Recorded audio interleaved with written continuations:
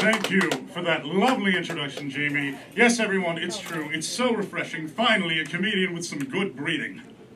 Yeah, right. So, who here had a good weekend? Yeah. Surprisingly few of you. That's fine. Me neither. I spent the entire weekend in pain. See, last Thursday, I made the grave mistake of going to a heavy metal show while being in my 30s. I went and I saw the Viking band Tyr at Whiskey A Go Go, and they were phenomenal after 5 other opening acts. I got to the club. I see all these people sitting at tables. I'm like, God, what's with these squares? Don't they know it's a metal show? You gotta feel the energy. You gotta be on the floor. Out with it. After 5 hours on that concrete floor, I began to understand my own hubris. Man was not meant to headbang for that long. Especially not this man, because I don't have the long flowing hair for it. When a bald guy starts headbanging, it's just a dumb-looking dipshit giving himself a neck injury. The real trial, though, was the mosh pit. If you've never been to a metal show, a mosh pit is a naturally occurring phenomenon in which a massive gap opens in the audience that's quickly filled by a bunch of dudes who start dancing and aggressively crashing into each other. These motherfuckers pinball all over the place, slamming together like drunken goats. And if you're standing on the edge of the mosh pit, you will have a 300-pound metalhead sent flying at you, so you gotta keep your guard up. I went into that repeatedly and willingly, and I learned a few things about myself that night. The first thing I learned is that it turns out I vastly prefer actual dancing to getting my ass kicked playing human bumper cars. I mean, of course, I can't dance, which you could tell from everything I project, but I still like to try, you know? At one point, this one song came on. It had kind of like this swaying, jaunty tune to it that reminded me of the motion of the sea. So I start teetering around and letting my long limbs do their thing, and I start spinning around, and it doesn't look graceful at all. I look like a fucking marionette caught in a washing machine, but I still enjoyed it. I was euphoric. I connected with a new part of myself I'd never met before. My inner short white girl who understands what it truly means to dance like nobody's watching. I learned my feminine side's name that night, and it's Ashley, spelled with an I-G-H. But yeah, I really got dinged up in the mosh pit. I thought that, you know, I'd be able to go to sleep, wake up, feel fine like when I moshed in my 20s, but biology had other plans.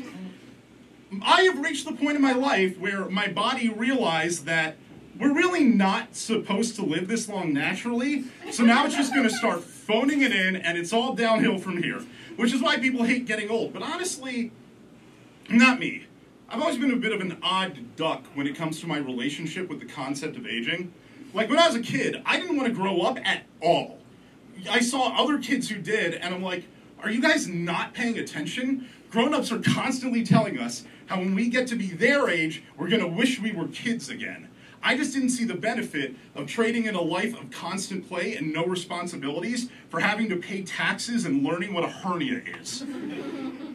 But the thing is, those grown-ups were wrong. Because now that I am an adult, I don't want to go back to being a kid. I want to skip ahead to being an old man. This whole being in the prime of my life thing, I gotta be honest, it's just not my speed. I've always been a crotchety old geezer at heart. I'm antisocial, stubborn, very vocal in my complaints, and I hate moving. And sure, a lot of that does come from the combo of being Jewish and autistic, which are the world's 2 leading groups of people who just want nothing to do with any of it at all, under any circumstances whatsoever. But I think being an old man will also suit me more socially.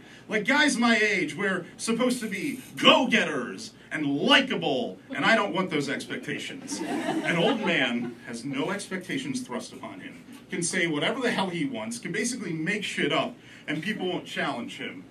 It's going to be like, 60 years in the future, and I'm just going to be like, you kids and your streaming chips in your brains that let you switch movies on command?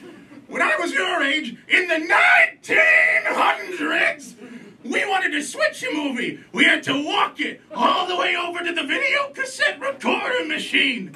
In the snow, uphill, both ways. And people will just be like, it's old Max, let their curmudgeon ramble. He's from a time before you could plug your brain into the Matrix and experience the joy of eating as many Reese's peanut butter pizzas as you want without actually getting fat. Junk food in the future, gonna be amazing. Calling it now. And on the subject of food, one last way in which I'm very much like an old man is I already have dinner early. Literally today, I had it at 4:30 p.m., so I am ready to get my wrinkled old grabbers on those diner early bird specials. I fucking love diner food so much.